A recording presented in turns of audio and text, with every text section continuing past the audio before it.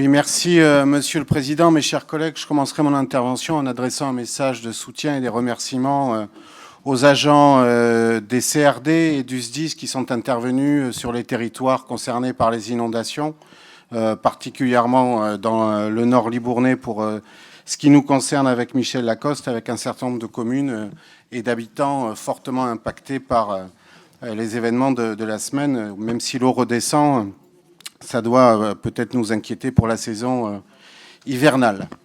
La question du pouvoir d'achat, de la hausse des salaires, des pensions de retraite, du développement des services publics, de l'emploi comme réponse aux besoins restent les préoccupations majeures de nos concitoyens. Mais depuis des semaines, c'est l'immigration dont le gouvernement veut parler. L'extrême droite pavoise, l'amalgame entre immigration et délinquance, immigration et terrorisme, immigration et crise sociale est constante sur les ondes.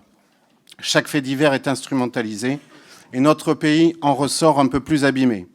De l'aide médicale d'État à l'accompagnement des mineurs non accompagnés, en passant par la régularisation des travailleurs sans papier, nous avons en tant qu'institution et en tant que force politique des choses à dire, parfois divergentes, mais nous ne pouvons plus laisser ce thème et ce débat à l'extrême droite. Nous pourrions toutes et tous ici, par exemple, nous réjouir et saluer l'entrée de Missak et Méliné Manoukian au Panthéon le 21 février prochain. Saluer la belle équipe de France de handball championne du monde, d'Estelle Minko à Pauletta Fopa en passant par Laura Gloser. Parce que la France est une nation politique, parce qu'un Français sur 4 a des grands-parents d'origine immigrée, parce que la France s'est construite avec l'apport des étrangers tout au long de notre histoire. Nous pourrions mettre fin à la déchéance de rationalité qui sévit chaque jour. Il n'y a pas de submersion migratoire, mais une crise de l'accueil. Et notamment en raison du désengagement de l'État, environ 5 millions de personnes étrangères vivent en France, soit 7% de la population, contre 5 il y a 40 ans. On compte environ 250 000 entrées légales sur le territoire, 300 000 l'année dernière, dont 115 000 Ukrainiens, contre 200 000 il y a 20 ans, quand le pays compte aujourd'hui 10 millions d'habitants de plus. Quant à l'immigration irrégulière, elle est difficile par nature à évaluer, si ce n'est grâce à l'aide médicale d'État, à la régularisation des travailleurs sans papier ou à l'accueil des mineurs non accompagnés.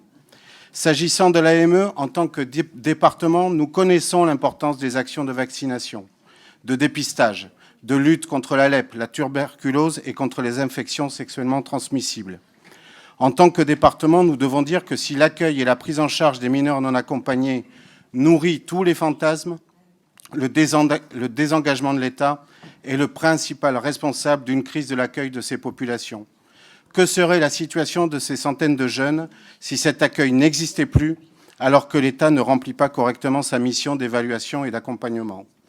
En tant que département, nous devons dire que supprimer des droits ne supprime pas ces femmes et ces hommes qui quittent leur pays, mais alimentera les filières clandestines.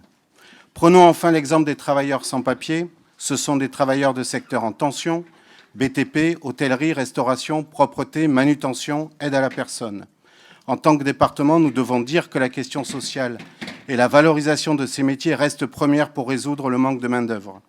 Régularisation, accès aux droits, à travail égal, salaire égal, hausse des salaires et amélioration des conditions de travail pour tous. C'est comme cela que l'on rendra ces métiers plus attractifs et que l'immigration clandestine ne contribuera plus à tirer vers le bas les salaires et les conditions de travail pour l'ensemble des travailleuses et des travailleurs de notre pays.